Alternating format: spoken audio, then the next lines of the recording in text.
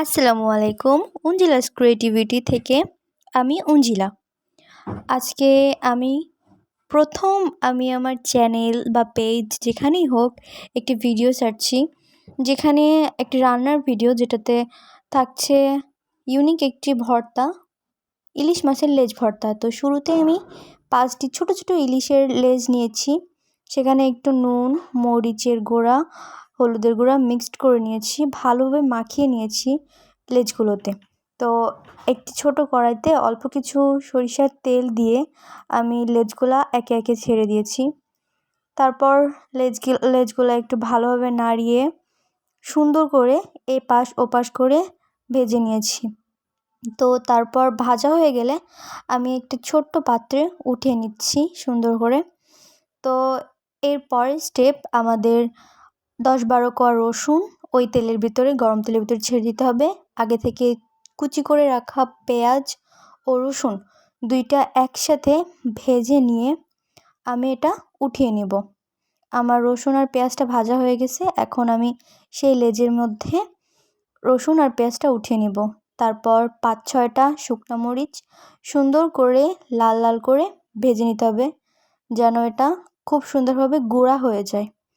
তো এরপর আমি একটি পাত্রে তেলটুকু সুন্দর করে উঠিয়ে নিব।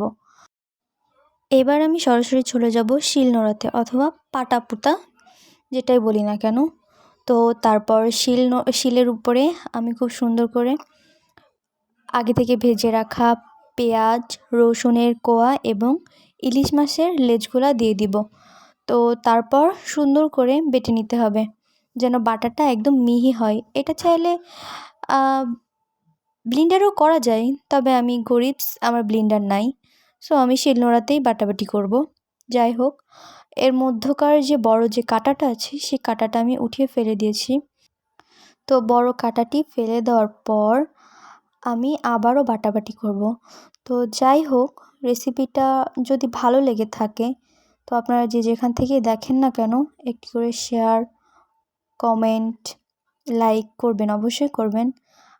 এরপর আমি এর মধ্যে শুকনো মরিচটা ভালোভাবে গুঁড়া করে নিচ্ছি, সামান্য নুন দিয়ে নুনের সঙ্গে শুকনো মরিচটাকে ভালো করে মিশিয়ে নিব। তারপর সামান্য কিছু পেঁয়াজ কুচি, বড় বড় সাইজের পেঁয়াজ কুচি, তো মিশিয়ে নিব। তো মেশানোর শেষে আমি এক মুঠো ধনিয়া পাতা কুচি করে নিয়ে সেটা আমার ভর্তার ভিতরে দিয়ে দিব। দেওয়া হয়ে গেলে সুন্দর করে মাখিয়ে নিব। মাখানো শেষে আমি এখানে একটু সরিষার তেল, ওই যে কড়াইতে ছিল যে সরিষার তেলটুকু, সেই তেলটুকুই আমি অ্যাড করব। এটা যখন দেওয়া হয়, এত সুন্দর একটা ঘ্রাণ আসে, ঘ্রাণেই বারবার ক্ষুধা লেগে যায়। তো এখন আমার ভর্তাটা তৈরি হয়ে গেল। যদি পছন্দ হয় অবশ্যই লাইক, কমেন্ট, শেয়ার করবেন। আল্লাহ হাফেজ।